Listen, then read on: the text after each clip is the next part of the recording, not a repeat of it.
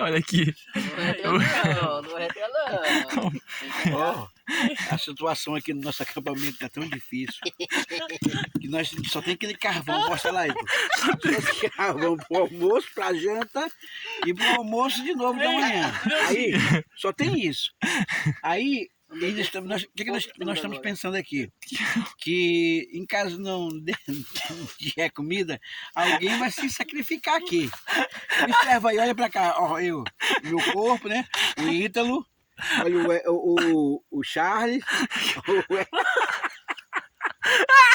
olha quem vai morrer, irmão. Ó, Não pode dividir não, caramba. Não, mas aqui.